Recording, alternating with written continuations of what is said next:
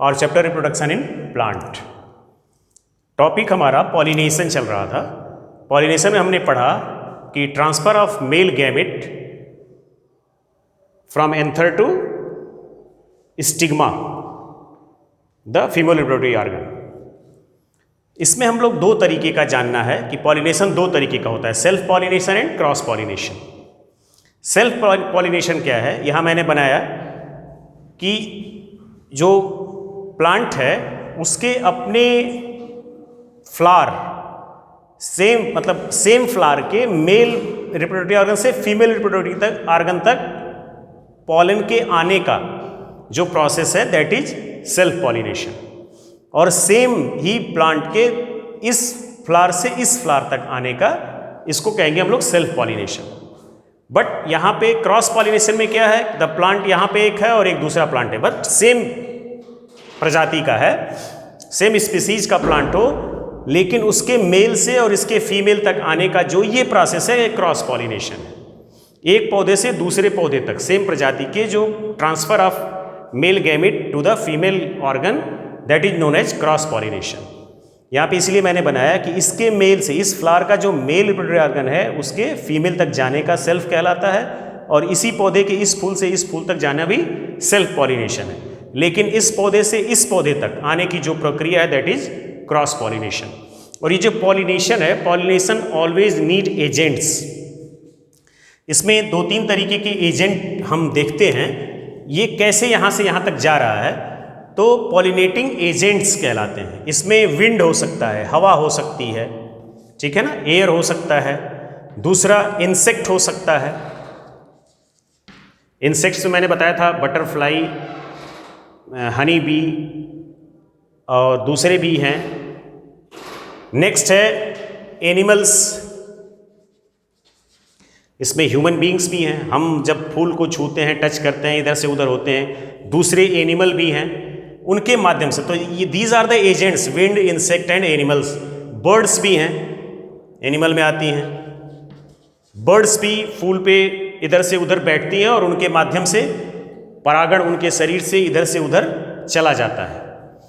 तो ये एजेंट्स हैं। कौन से agent? Pollen transferring agent from male reproductive organ to female reproductive organ. तो ये प्रोसेस है पॉलिनेशन का। पॉलिनेशन हो गया। अब इसके बाद जो नेक्स्ट स्टेप आता है दैट इज फर्टिलाइजेशन। यहां मैंने ये बनाया, ये मेल रिप्रोडक्टिव ऑर्गन है, ये फीमेल रिप्रोडक्टिव ऑर्गन है।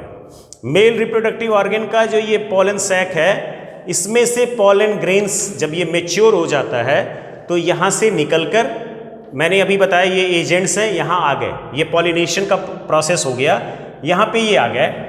अब जो होता है वो क्या है आपको बताऊं, यहाँ पे स्टिग्मा जो फीमेल रिप्रोडक्टिव ऑर्गन का पार्ट है, स्टिग्मा एक मटेरियल सिक्रीट करता है, लिक्विड मटेरियल सिक्रेट करता है, वो चिपचिपा पदार्थ, ये सुगर होता है उसमें, ठीक है ना, लाइपेज, जिस तरीके की चीज़ें होती हैं, ये इसके माध्यम से यहाँ पे चिपक जाते हैं।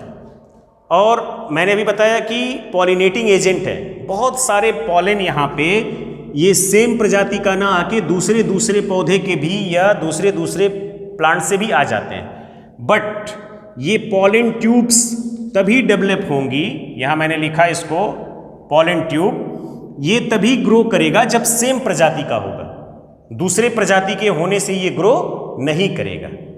सपोज जैसे ये रोज प्लांट है, तो रोज प्लांट का ही चाहे यहाँ से या सेल्फ पॉलिनेशन हुआ या क्रॉस पॉलिनेशन हुआ, रोज प्लांट का ही पॉलन ग्रेन आएगा तभी ये ट्यूब बनेगी।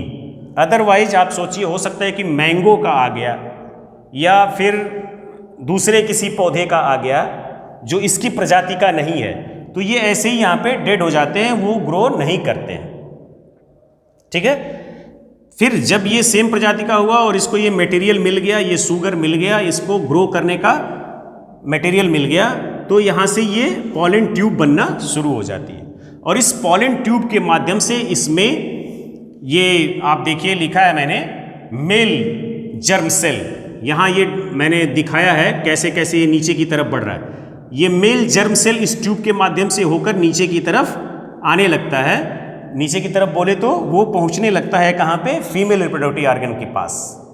और यहाँ पे ओव्यूल, ओव्यूल में एग है, this is the ovule, ovule में एग है। और यहाँ मैंने ये दिखाया है, ये क्या है, फीमेल जर्म सेल है।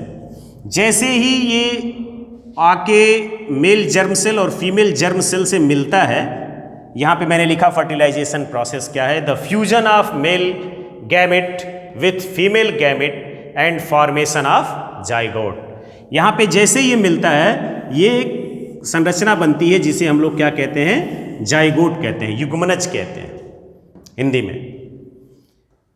फर्टिलाइजेशन को हम लोग निषेचन कहते हैं। और फर्टिलाइजेशन प्रोसेस क्या है, मेल गैमेट और फीमेल गैमेट का मिलना और फ्यूज होकर जाइगोट का निर्माण करना क्या कहलाता है, निषेचन कहलाता है। जाइगोट क्या है, युग्मनज कहते हैं, युग्मनज का निर्माण। और यहाँ ये बनने के बाद इसमें सेल डिवीजन की प्रक्रिया शुरू हो जाती है और डिवीजन करके फिर ये आगे बीज और फल का निर्माण करता है। जैसे ये फ्यूज हो जाता है, ये मेल रिप्रोडक्टिव ऑर्गन, ये सारे स्टिग्मा स्टाइल ये सब खत्म होने लगते हैं और फिर ये ओव्यूल डेवलप करने लगता है, जो किसका रूप पकड़ लिया है, जाइगोट का। और यहाँ पे बीज और फल का निर्माण होता है। ये पूरा प्रोसेस था फर्टिलाइजेशन का। अब जो अगला प्रोसेस है कि बीज बन गया, तो कैसे इन पौधों की या प्लांट कैसे अपने जैसा उत्पन्न कर लिया तो उसको इधर उधर स्प्रेड करता है। उसमें भी 3-4 प्रोसेस हैं। उसको हम लोग डिस्पर्सल ऑफ सीड कहते हैं। उसमें विंड, हवा फिर एक प्रमुख रोल अदा करती है, वाटर प्रमुख रोल अदा करता है और एनिमल रोल अदा करते हैं सीड के डिस्पर्सल का। सपोज हमने आम खाया और खा के हमने बीज कहीं फेंक दिया, वो डिस्पर्सल ऑफ सीड हो गया। कहाँ पे वो आम का फल हुआ और कहाँ पे वो बीज चला गया। नेक्स्ट विंड, आप देखिए जो मदार के पौधे हैं या ये मूंज के पौधे हैं, कास जिसे हम कहते हैं, जब हवा चलती है तो वो रेसे की तरह उसमें होते हैं फाइब्रस, और वो हवा के माध्यम से दूर तक जाते हैं। कॉटन में भी देखिए फाइबर होता है, हल्का होता है, और वो हवा जब चलती है तो दूर तक उड़ के जाता है। फिर पानी में जो पौधे पाए जाते हैं जैसे लोटस है या लिली है, फिर ये नारियल हैं, ये पानी में गिर के एक जगह से दूसरी जगह तक जाते हैं। जेंथियम एक प्लांट है जिसका सीड चिपक जाता है शरीर से, हम कहीं गए या पशु हमारे कहीं गए, वो चिपक के उसके शरीर से एक जगह से दूसरी जगह चला जाता है। तो ये डिस्पर्सल ऑफ सीड है। यहाँ के बाद की जो प्रक्रिया है that is dispersal of seed है, वो हम लोग नेक्स्ट लेक्चर में पढ़ेंगे। Thank you.